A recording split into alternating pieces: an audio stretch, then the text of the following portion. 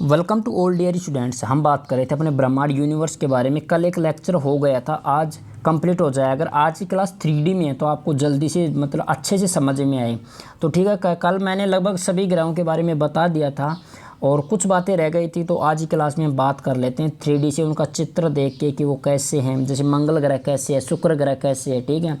तो चलिए बात करते हैं। तो ये तो मैंने कल आपको बता दिया था, मंगल, शुक्र, बुध के बारे में, पृथ्वी, शनि, इन ग्रहों के बारे में बता दिया था। ये कौन है? ये सूर्य है बीच में, ठीक है। और बाकी क्या है? चक्कर काट रहे हैं। कोपरनिकस ने बताया था कि पृथ्वी अपने ध्रुव पर घूमती है और बाकी जितने भी ग्रह हैं, पृथ्वी और सभी ग्रह हैं ना, 8 के 8 ग्रह, ये क्या होते हैं? सूर्य के चारों ओर चक्कर लगाते हैं। पहले 9 ग्रह थे। प्लूटो को, ये मतलब यम को लिया था, लेकिन बाद में उनको हटा दिया था और उसको फिर बोने में रख दिया था, ठीक है, प्लूटो को। तो बात कर लेते हैं अपने एक एक की। तो ये क्या है, ये मैं आपको बता दूं। देखो इधर से याद रखना, एक तो ये और ये 3 चीज़, ठीक है। ये है बुध, ऐसे, ये बुध है, ये फिर शुक्र है, ये पृथ्वी है, ये मंगल है। ये तो है इनर ग्रह, ठीक है, आंतरिक ग्रह बोलते हैं इन्हें। ये क्या है? Inner planet. और ये क्या है आपको पता है? ये बृहस्पति है, ये शनि है, ये अरुण है, वरुण है। तो इन्हें क्या बोलते हैं? आउटर प्लैनेट, मतलब बाह्य। ये क्वेश्चन पूछता है कि आउटर प्लैनेट क्या होता है। ओके, तो ये तो क्या है? आउटर प्लैनेट है। ये इनर प्लैनेट है। ये क्या है? ये अपना सन है ही, आपको पता हो तो ये सन है। तो सन के इधर जस्ट पास में कौन कौन से? बुध हैं, शुक्र है, पृथ्वी, मंगल। ये तो इनर प्लैनेट है। आउटर प्लैनेट की बात करें तो बृहस्पति है, जुपिटर हो गया, मार्स, जुपिटर, अपना सैटर्न, यूरेनस और नेपच्यून। ये क्या है? ये अपने आउटर प्लैनेट है। ओके, अब एक एक की बात कर लेते हैं। ये है मरकरी। अब आप बोलो सर 3D कहाँ है? तो 3D आपको चला देते हैं, दिख रहा होगा, ये घूम रहा है, ठीक है, मरकरी। तो मरकरी की हमने क्या क्या बात करी थी? मर्क्यूरी की, मरकरी नहीं, मर्क्यूरी है, ये बुध है। तो क्या क्या बात करी थी हमने इसकी? तो इसकी बात हमने करी थी कि सबसे नज़दीकी ग्रह, मैं वैसे ही बता देता हूँ, मैं एक एक पॉइंट लेके, रुक मत भाई, चलता रहे, है ना। तो एक एक पॉइंट लेके बता देता हूँ। सबसे नज़दीकी ग्रह है, कल मैंने इसका बता दिया था, कल वाला वीडियो ज़रूर देखना। नज़दीकी ग्रह, छोटा ग्रह, सबसे छोटा ग्रह है और सबसे छोटा होगा। और तीसरी बात है, कोई उपग्रह भी नहीं है इसका कोई भी उपग्रह नहीं है। बस ये 3 बात याद है। सबसे छोटा ग्रह, कोई उपग्रह नहीं है, कोई उपग्रह इसके कोई भी नहीं है, और नज़दीकी ग्रह। नज़दीकी ग्रह किससे है? सूर्य से है। अगली बात कर लेते हैं, यह है वेनस, घूम रहा है, ये भी है ना, 3D में लेके आया मैं। वीनस की क्या क्या बात करी थी हमने कि देखो साथ साथ ले लो फटाफट, क्योंकि मैंने कल वाले वीडियो में अच्छे से बताया खुल के, तो आज मैं छोटे छोटे बता देता हूँ। सबसे निकटतम तारा पृथ्वी का निकटतम है। किसका है? पृथ्वी का, ठीक है। दूसरा क्या है? चमकीला है, सबसे चमकीला तारा है। तीसरा क्या बात है? सबसे गर्म ग्रह है, सबसे गर्म ग्रह है शुक्र, ठीक है। चला देते हैं ताकि वीडियो अच्छा भी लगे और आपको भी समझ में आ जाए, 3D में है ना। और फोर्थ क्या बात है? सांझ का तारा, भोर का तारा है ये, सांझ का तारा,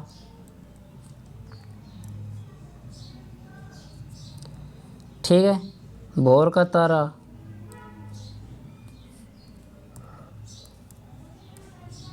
भोर का तारा है ये, भोर का तारा है। ये जल्दी जल्दी बता रहा था, कल बता दिया था। पृथ्वी की बहन है, बहन किसकी है? ये पृथ्वी की, ठीक है, पृथ्वी की बहन है ये। तो ये थे इसके बारे में। और इसके पास भी उपग्रह कितने हैं? उपग्रह इसके पास कुछ भी नहीं है। इसके पास भी तो बुध और वेनस के पास कोई भी उपग्रह नहीं है, ठीक है। अगले जुपिटर के बारे में, बृहस्पति के बारे में उन्होंने क्या पढ़ा? सौरमंडल का सबसे बड़ा ग्रह है भाई साहब, सबसे बड़ा ग्रह है। और बात करें तो इसके ऊपर ज्ञानीमिड, सभी उपग्रहों में सबसे, इसका जो बृहस्पति के जितने भी उपग्रह हैं उसमें से जो ज्ञानीमिड है ना, कितने उपग्रह हैं? कल मैंने आपको बता दिया था, कल वाली वीडियो में देखना। अगर फिर भी नहीं है तो मैं बता रहा हूँ आपको। इसके 79 उपग्रह हैं, ठीक है। इसमें से सबसे बड़ा कौन सा है? ज्ञानीमिड है, ठीक है। सबसे बड़ा उपग्रह कौन सा है इसका? ज्ञानीमिड है। ओके, बस ज़्यादा वीडियो को बड़ा नहीं करना है, इसलिए मैं बता देता हूँ। सबसे बड़ा ग्रह भी है, इसके 79 उपग्रह हैं, जिसमें सबसे बड़ा क्या है, गैनीमेड है। बृहस्पति के बारे में, जुपिटर के बारे में इतना ही। अगले ले लेते हैं मार्स के बारे में। ओके, मंगल के बारे में सबसे पहले लाल ग्रह है, लाल ग्रह है। पृथ्वी के समान इसके भी 2 ध्रुव है। इसके 2 उपग्रह हैं, एक तो है फोबोस, ठीक है, एक है इसका डीमोस। ये 2 उपग्रह हैं, फोबोस डीमोस है, इसके 2 उपग्रह हैं, ठीक है। और सौरमंडल के सबसे बड़ा ज्वालामुखी ओलिपस मेसी, और सौरमंडल का सबसे ऊंचा पर्वत है निकस ओलंपिया है, जो माउंट एवरेस्ट से 3 गुना ऊंचा है, और वो इसी ग्रह पर स्थित है। तो इसी ग्रह मंगल पर कौन कौन से हैं, देखो, सबसे बड़ी ज्वालामुखी है ओलिपस मेसी, और सबसे ऊंचा पर्वत है निकस ओलंपिया। क्या क्या मैं लिख देता हूँ,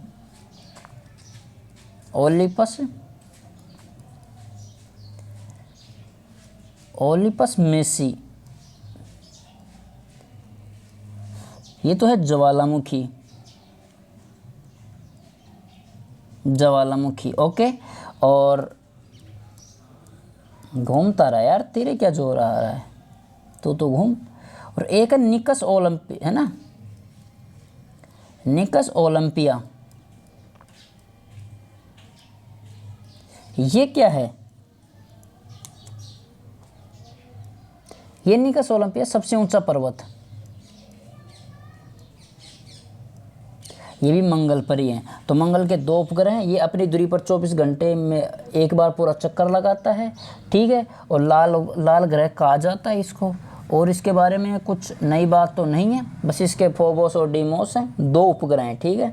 अगला बात कर लेते हैं सैटर्न, शनि की बात करते हैं, वैसा है ना। शनि क्या है, शनि में तो शनि दूसरा सबसे बड़ा ग्रह है। पहला कौन सा है, बृहस्पति है, दूसरा है शनि है। और कैसे है, देखो, मैंने कल अच्छे से समझा है, अब दोबारा समझाऊंगा तो वीडियो लंबी हो जाएगी, वही बात दोबारा समझाने से क्या फ़ायदा। इससे अच्छा कल वाली वीडियो देखना, एक अच्छी तरीके से समझाया हुआ मैंने, वो भी सौरमंडल के नाम से। तो शनि के दूसरा सबसे बड़ा ग्रह है, दूसरा बड़ा ग्रह है।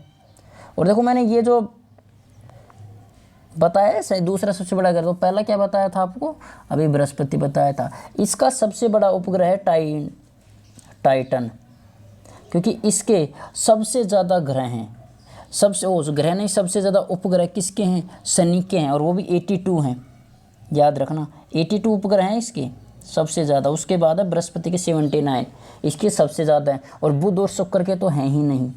तो ये याद रखना, सबसे बड़ा इसका क्या है, टाइटन है।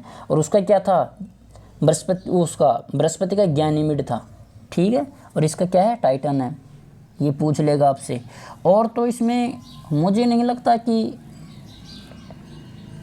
एक इसमें ये है कि इसका एक उपग्रह है फोबे नामक, ठीक है, अभी याद आया मुझे। फोबे नामक एक उपग्रह है, शनि का उपग्रह। इसकी कक्षा में घूमने के विपरीत दिशा में परिक्रमा करता है। ये मात्र जो इसकी दिशा में घूमता हुआ विपरीत वो घूमता है, और तो इसके साथ साथ घूमते हैं। ये फोबे नामक है ना, ये क्या, ये विपरीत घूमता है, ये भी याद रखना। ये इसका ही है ये उपग्रह, और किसी का नहीं है। तो ये थे शनि के बारे में, और शनि के बारे में डिटेल हमने कल बता दी थी आपको। अब आता है वरुण, यूरेनस, ठीक है। वरुण तीसरा सबसे बड़ा ग्रह है, तीसरा बड़ा ग्रह। और इस खोज तो क्या करोगे, हर्शेल ने की थी, है ना, विलियम हर्शेल ने इसकी खोज की थी। और ये बता दो कि यह अपने अक्ष पर पूर्व से पश्चिम की ओर गति करता है। किधर करता है ये, पूर्व से पश्चिम की ओर, जबकि अन्य पश्चिम से पूर्व, ये भी इम्पोर्टेंट है, एक मात्र है जो क्या पूर्व से पश्चिम घूमता है। जबकि बाकी अरुण वरुण जितने भी ग्रह हैं ना, हमने पढ़े थे, वो अरुण का नाम है, अरुण को छोड़कर जितने भी ग्रह हैं, वो ग्रह हैं, सॉरी, जुपिटर है, वेनस है ना, मार्स है, ये जितने भी हैं, ये पश्चिम से पूर्व की ओर करते हैं। किससे करते हैं ये, पश्चिम से पूर्व की ओर। और ये इसका लिख देता हूँ बाकी ग्रह। और ये बंदा क्या करता है, ये पूर्व से पश्चिम की ओर ग्रह का वो चक्कर लगाता है, ठीक है, इसके बारे में इतना ही था। और एक और बात है कि अरुण के 9 विलय हैं, इसके चारों ओर कितनी विलय हैं? 9 विलय बताई जाती है। ओके। और एक इसे बोलते हैं लेटा हुआ ग्रह। ये घूमा नहीं था क्या? तो घुमा देते हैं इसको। ये घूम ही रहा है, ये दिख नहीं रहा। और देखना है तो अब दिख जाए, नहीं अभी भी नहीं दिखेगा ये तो, ठीक है वैसे ही रहने दो, ठीक है। ये घूम रहा है लेकिन ये वाइट के कारण नहीं दिख रहा, तो इसको बोलते हैं लेटा हुआ ग्रह। एक ये बात और सामने आई है अपने, लेटा हुआ ग्रह बोलते हैं इसे। ओके, तो ये लेटा हुआ ग्रह हो गया। अब आता है नेपच्यून, वरुण। वरुण के बारे में क्या है कि हरे रंग का ग्रह है भाई ये, हरे रंग का। मार्स को क्या था? मार्स मंगल लाल का था ना, याद हो तो मार्स लाल रंग का था।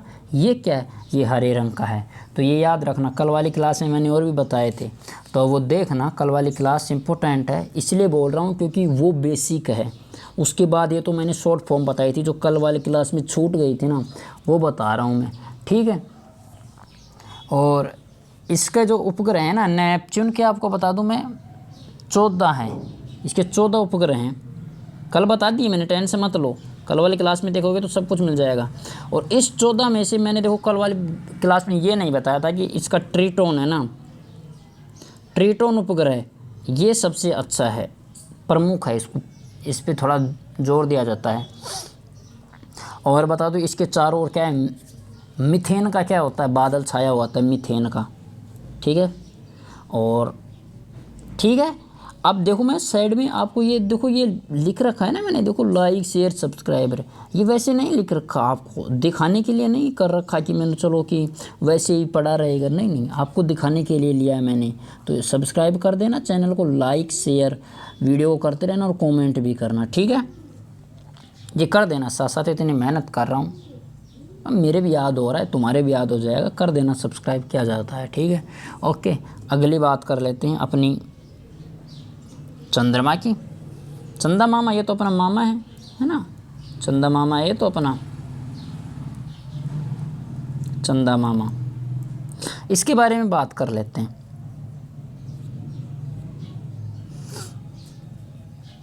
इसके अध्ययन को, एक तो ये याद रखना, इसके अध्ययन को कहते हैं सेलेनोलॉजी। इसके अध्ययन को क्या कहते हैं, पूछ लेगा वो, है ना। दूसरी बात है इसे शांति सागर, और शांति सागर क्यों, शांति सागर इसलिए होता है कि जो इसके चंद्रमा पर क्या है, धूल है, और उस धूल के मैदान को क्या कहते हैं, शांति सागर कहते हैं ना, धूल के मैदान को, ठीक है। इसके धूल के मैदान को क्या कहते हैं, शांति सागर कहते हैं। एक इम्पोर्टेंट बात चंद्रमा की, इसे जीवाश्म ग्रह भी कहते हैं। क्या कहते हैं, जीवाश्म ग्रह कहते हैं। ओके, और तो बस यही चंद्रमा, सुपरमून कहते हैं, सुपरमून, ठीक है। जब चंद्रमा पृथ्वी के सबसे निकट होता है उसे सुपरमून कहते हैं। एक लिख देता हूँ मैं, आपको याद रह जाएगा, जब देखोगे लिख लो सुपरमून। जब ये पृथ्वी के सबसे निकट होता है तो तब सुपरमून कहलाता है। या इसे क्या कहते हैं, पेरिजे फुल मून भी कहते हैं, ठीक है। और ब्लू मून क्या होता है, एक हमने क्या पढ़ा है, सुपर मून, एक पढ़ेंगे ब्लू मून, ब्लू मून। और ब्लू मून क्या होता है वो देख लो। कैलेंडर में हमें पता है कि 2 पूर्णिमा होते हैं, माह में 2 पूर्णिमा होते हैं, फिर नहीं, एक कैलेंडर में एक माह में यार एक ही पूर्णिमा होती होगी, एक तो अमावस होते हैं शायद, उसको ले रखा उसने, तो दूसरी पूर्णिमा को क्या होता है, चांद का ब्लू मून कहलाता है। दूसरी पूर्णिमा मैं आपको क्लियर करके बता देता हूँ, वैसे इसने पूर्णिमा एक ही होती है, एक अमावस होती है। देखो ब्लू मून क्या होता है ना, ब्लू मून क्यों होता है, मैं इसका कारण बता देता हूँ। कभी कभी बार आपको देखा होगा दिक मास आता है ना, हर 3 साल के बाद एक दिक मास आता है। क्यों आता है, क्योंकि अपना है ना जो कैलेंडर है ना, कौन अपना कैलेंडर, भारतीय कैलेंडर बोलते हैं, जिसे विक्रम संवत बोलते हैं, वो 3 साल लेट होता है, वो 1 महीना लेट होता है। किससे लेट होता है? ये ईस्वी वाले कैलेंडर से, जो आप जनवरी फरवरी पढ़ते हैं ना, ये तो है ईस्वी। और विक्रमी संवत है जैसे चैत्र वैशाख जेठ है ना, जिसे बोलते हैं चैत्र वैशाख ज्येष्ठ आषाढ़ श्रावण भाद्रपद है ना, तो ये होता है विक्रमी संवत। तो विक्रमी संवत ईस्वी वाले कैलेंडर से क्या होता है, मैं इधर समझा देता हूँ। ये जो अपना विक्रमी है और ये है ईस्वी, तो ये एक मंथ लेट होता है। विक्रमी वाला संवत क्या होता है, एक मंथ लेट होता है। किससे होता है? ये ईस्वी वाले कैलेंडर से। तो इसको एक मंथ का मतलब 30-31 दिन है ना। इसको कम करने के लिए क्या होता है, कभी कभी अधिक मास आता है, ठीक है। अधिक मास मतलब अधिक मास मतलब महीना, तो अधिक महीना ये 3 साल बाद में आता है, हर 3 साल पे आता है। ये अधिक मास आता है ना, तब क्या होता है, 2 पूर्णिमाएँ आ जाती हैं। ये बात है ना, 2 पूर्णिमाएँ होती हैं, 2 पूर्णिमा होती है ना। तो इसलिए क्या होता है कि जो ये 31 दिन का गैप आया है, इस 31 दिन से ज़्यादा दिन ना हो जाए किसी मंथ में, उसके लिए क्या होता है, ये 2 पूर्णिमा आती हैं, इसलिए एक पूर्णिमा को इसे क्या होते हैं, ब्लू मून कहते हैं। ये 31 दिन से ज़्यादा कोई भी मंथ ना चला जाए, ठीक है, तो ब्लू मून इसे कहते हैं। और तो चंद्रमा के बारे में हमने देखा है, ब्लू मून देख लिया हमने सुपर मून देख लिया। शांति सागर क्या होता है, धूल का जो सागर होता है उसे शांति सागर कहते हैं। और चंद्रमा का बता दूं बोले तो चंद्रमा के बारे में तो और तो कोई बात है नहीं कोई इम्पोर्टेंट। और चले फिर इतना ही बहुत है। ये याद रखना, इसके अध्ययन को सेलेनोलॉजी कहते हैं, जीवाश्म ग्रह भी कहते हैं, सुपर मून भी कहते हैं, ब्लू मून भी कहते हैं। ब्लू मून पूछ लेगा क्या होता है, ठीक है। अब बात कर लेते हैं अगला। ये अपनी अर्थ है, धरती माँ है, लिख देता हूँ क्योंकि इंडिया है, इंडिया से हम, तो वैसे भी पृथ्वी तो अपनी क्या होती है, माता जी होती है। तो ये धरती माँ के बारे में हम बात कर लेते हैं, क्या क्या होता है पृथ्वी के बारे में। 5वां सबसे बड़ा ग्रह है, ये याद रखना, 5th सबसे बड़ा ग्रह है, ठीक है। अब कैसे है सर, आपका कल वाली क्लास में देखना, वहाँ पर सूर्य से दूरी के आधार पर भी देखा है, आकार के आधार पर भी देखा है, ठीक है। और एक बात बता दूँ, गति के आधार पर क्या है, जो आकार के आधार पर है ना, उसका जस्ट विपरीत ही गति के आधार पर हो जाएगा। क्योंकि जिसका आकार सबसे बड़ा उसका गति सबसे कम होती है। तो बुध सबसे पहले चक्कर काट के आ जाता है क्योंकि बुध सूर्य के सबसे पास होता है। तो ये अपना पृथ्वी धरती में अपनी क्या है, 5वां सबसे बड़ा ग्रह है। इसका एकमात्र उपग्रह है वो है चंद्रमा। ये मैंने कल बता दिया है, चंद्रमा इसका एक उपग्रह। और एक होता है सौर वर्ष। क्या होता है, पृथ्वी को सूर्य के परिक्रमा करने में लगा समय, है ना, ठीक है। ये जब धरती है ना सूर्य के चारों ओर चक्कर लगाती है, कैसे, ऐसे, ये अपना सूर्य है ना, और ये अपनी माँ धरती है। 1 मिनट, अपने अपने कलर में लिख देता हूँ। सूर्य वैसे भी लाल होता है, ये सूर्य है और ये अपनी धरती माँ है, सॉरी अर्थ है, ठीक है। तो ये एक साल में एक चक्कर पूरा करती है ना, तो इसे कहते हैं सौर वर्ष। ओके, तो सौर वर्ष का ध्यान रखना। इसे बोलते हैं नीला ग्रह। क्यों नीला ग्रह बोलते हैं, क्योंकि पानी वाला ग्रह है। तो धरती जो अर्थ है ना उसको क्या बोलते हैं, नीला ग्रह बोलते हैं। शुक्र के समान है, तो इसलिए शुक्र को तो इसकी बहन बोला ही था, तो शुक्र के क्या है, समान है। और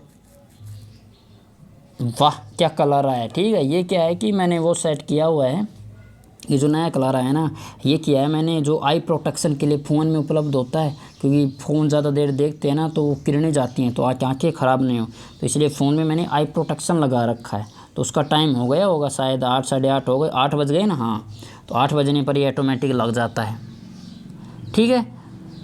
और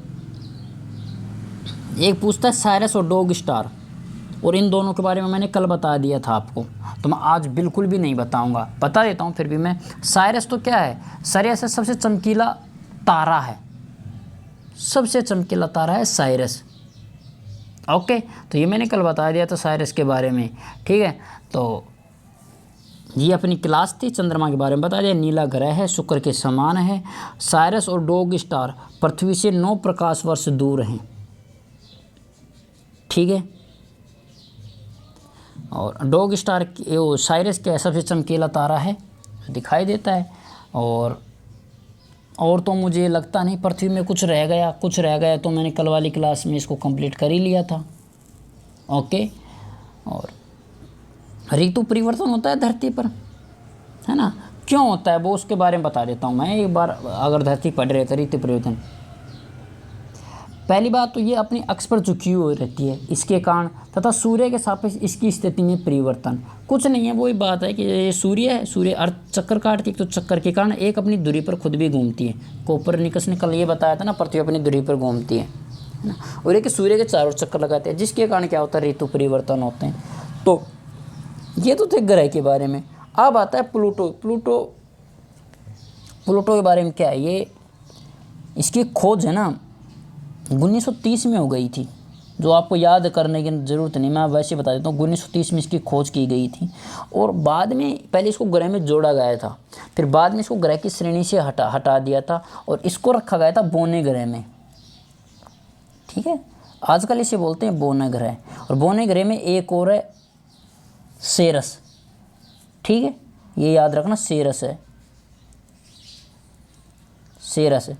इसे भी क्या बोना ग्रह बोलते हैं। ठीक है, तो इनको क्या, प्लूटो को, सेरस है, इनको क्या बोना ग्रह में रखा गया है। छोटे हैं सबसे इसलिए, हाँ याद रखना, प्लूटो को पहले रखा गया था, जिसके कारण आप सुने होंगे कि 9 ग्रह वो इसी के कारण हो गए थे, फिर बाद में इसको हटा दिया गया था प्लूटो को।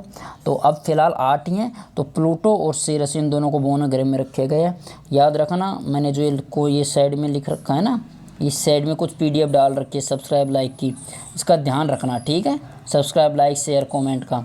ओके, अगली बात कर लेते हैं एस्ट्रोनॉट। क्षुद्र क्या होते हैं, ये मैं छोटे बता देता हूँ, क्षुद्र फटाफट बता देता हूँ। ठीक है,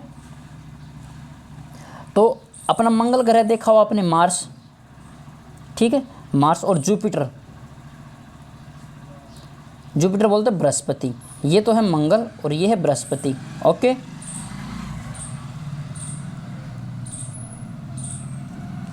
तो इनके बीच में क्या होता है, मार्स और मंगल के बीच में कुछ छोटे है ना, तो इनकी जो कक्षाएं हैं ना, देखो मंगल और बृहस्पति की कक्षाओं के बीच इनकी ये कक्षाएं हैं, जैसे कि ये कक्षाएं हैं इनकी। ठीक है, इनकी ये कक्षाएं हैं। ओके, ये तो इनके बीच क्या होते हैं, इधर ऐसे बीच में क्या होता है, कुछ छोटे आकाशीय पिंड हैं जो सूर्य की परिक्रमा करते हैं। जैसे भाई, क्योंकि देखो अगर आपने देखा होगा, देखो मैंने डाल रखा, ये सूर्य है, ये सूर्य है, और अपना ये तो मंगल है और ये बृहस्पति है। तो ये अपनी कक्षा में चक्कर निकाल रहे हैं। ठीक है, इन्हीं के बीच में क्या होते हैं, छोटे पिंड होते हैं, वो भी क्या होते हैं, सूर्य के चक्कर लगाते हैं। ठीक है, एस्ट्रोनॉट है, तो मार्स और जुपिटर के बीच में ये अपनी कक्षाओं में, और जो इन्हीं के बीच में क्या होता है, सूर्य के चारों छोटे आकाशीय पिंड चक्कर लगाते हैं, उन्हें क्षुद्र ग्रह कहते हैं। और क्षुद्र ग्रह के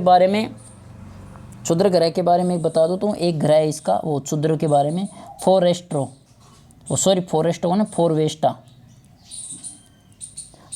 क्या है, एकमात्र क्षुद्र ग्रह है ये, जिन्हें नग्न आँखों से देखा जा सकता है। जैसे मैंने अभी बताया था ना, बाह्य ग्रह है, तो अभी मैं बताऊंगा, अगर नग्न आँखों की बात आई है कि मैं नग्न आँखों से मतलब जिनको आँखों से देखा जा सकता है, तो उसकी मैं बता देता हूँ। आँखों से देखा जाने वाले कौन कौन है ना, आँखों से देखा जाने वाले, है ना, तो कौन कौन है जिनको हम आँखों से देख सकते हैं, तो बता देता हूँ मैं। अपना मंगल है,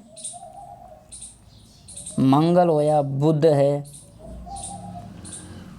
बृहस्पति है, ये कभी दिख जाते हैं। ठीक है, बृहस्पति है, शुक्र है,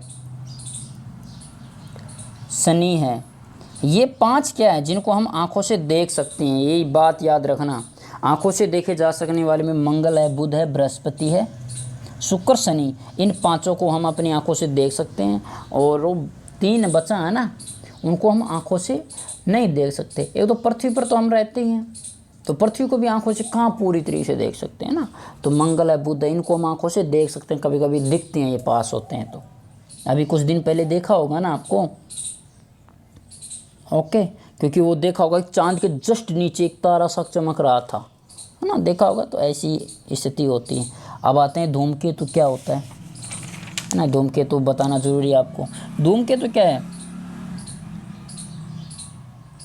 सौरमंडल है, सौरमंडल वो जिसमें पृथ्वी ये होते हैं, इस पूरा सौरमंडल है। इसको मिटा देता हूँ मैं एक बार, ये सौरमंडल है। और क्या यार, क्या हो क्या रहा है इसमें, मिटाने पर ये जाता क्यों नहीं। हाँ ऐसे सही है, ठीक है। तो ये अपना सौर ग्रह है। तो सौर ग्रह, सौरमंडल के छोर पर बहुत से छोटे छोटे अरबों पिंड विद्यमान होते हैं, उन्हें धूमकेतु या पुच्छल तारे कहते हैं, ठीक है। तो धूमकेतु को क्या कहते हैं, पुच्छल तारे भी कहते हैं, ठीक है, पुच्छल तारा भी कहते हैं। तो क्या होता है, कौन, धूमकेतु या पुच्छल तारे होते हैं। पुच्छल तारे धूमकेतु, क्योंकि ये सौरमंडल के छोर पर क्या छोटे छोटे पिंड विद्यमान होते हैं, बस इन्हें ही कहते हैं। और ये क्या होते हैं कि यह गैस या धूल का संग्रह है। धूमकेतु क्या होता है, वही बताएं, अरबों पिंड होते हैं, तो गैस और धूल होते हैं, आसमान में गैस और धूल के कण होते हैं ना। ये जो गैस और धूल के कण, जो ये होता है लंबी पूंछ के समान होते हैं। देखो ये पूंछ जैसा लगता है, वो पुच्छल तारे इसलिए बोलते हैं, पूंछ के समान है ना, पूंछ के समान दिखाई देते हैं। और जैसे प्रकाश इन पर गिरता है तो चमकीले, जो हमें चमकीले दिखाई देते हैं। किसके समान है, गैस और धूल के कण पूंछ के समान दिखाई देते हैं, इसलिए पुच्छल तारा कहते हैं। बस इसके बारे में इतना ही बहुत है। और धूमकेतु की पूंछ हमेशा सूर्य से दूर होता दिखाई देता है, ये याद रखना। जैसे सूर्य नज़दीक आता है तब ये चमकता है, तथा इसकी पूंछ है ना सूर्य से हमेशा दूर ही दिखाई देता है। पहली चीज़ आप बताओ, देखो गैस और धूल के कण कभी टिकाऊ तो हो नहीं सकते, तो धूमकेतु कभी टिकाऊ नहीं होंगे। तो ये थे कुछ अपने यूनिवर्स के बारे में, यूरेनस, मंगल, शुक्र के बारे में। जो कल छूट गया था वो आज मैंने बता दिया। आज हमने 3D के माध्यम से देखा एक एक ग्रह को, कि कौन सा ग्रह कैसे दिखाई देती है। अर्थ ऐसे दिखाई देती है, मून ऐसे दिखाई देता है, नेपच्यून ऐसे है। और आपको मैंने चला चला के भी दिखाया आपको, ताकि आपको दिख जाए, ठीक है। ये शनि है, तो ये हमने मार्स है। तो ये हमने ग्रह के बारे में पढ़ा है। कुछ बौने ग्रह देखा हमने, यम है, सेरस है, सेरस, ठीक है, जैसे प्लूटो बोलते हैं यम को। तो ये कुछ, तो प्लूटो है, चेरोन है, सेरस, ये बौने ग्रह हैं। बाह्य ग्रह देख लिया हमने, ठीक है। इनर प्लैनेट, आउटर प्लैनेट देख लिया। और क्रम क्या है, तो क्रम के बारे में मैंने कल बता दिया था। एक बार ये नहीं बताया था गति के बारे में। तो गति जो सबसे बड़ा होगा वो सबसे कम गति करेगा। तो वेग का आधार पर भी पूछ लेता है कभी कभी, तो आप याद रखना। जैसे बृहस्पति सबसे बड़ा है तो बृहस्पति का वेग सबसे कम होगा, ठीक है। एक याद रखना, बुध सबसे छोटा है, लेकिन बुध नहीं, बुध से पहले शुक्र ज़्यादा गति करता है ना। तो अगर वेग की बात करें तो वेग में बृहस्पति है, फिर शनि कम करेगा, पहले बृहस्पति सबसे कम, फिर शनि उससे थोड़ा ज़्यादा गति करेगा, अरुण उससे ज़्यादा, फिर वरुण, फिर पृथ्वी, फिर मंगल, फिर बुध, और शुक्र सबसे ज़्यादा गति करता है। तो ये याद रखना, ओके। तो आज की क्लास में इनफ, आज की क्लास। और ये मुझे नहीं लगता कि कुछ छूट गया होगा हमसे। यूनिवर्स के बारे में हमने सब कुछ पढ़ लिया लगभग, सब कुछ। तो क्या है, अपनी एग्ज़ाम में जो आता है ना सब कुछ, तो कुछ भी कोई भी नहीं पढ़ सकता इतना। तो ये हमने अपना यूनिवर्स के बारे में पढ़ लिया। आज की क्लास में इतना ही बहुत है। और यहाँ पर अपने सौरमंडल ख़त्म होता है। वीडियो अच्छा लगी तो वीडियो को ज़्यादा से ज़्यादा आप क्या ना शेयर करना, ठीक है। और कमेंट करना कैसे लगी क्लास। 3D में लेके आया हूँ, चित्र लेके आया हूँ, तो उससे और कैसा समझ में आया लाइक करना, और चैनल को सब्सक्राइब ज़रूर कर लेना, ठीक है।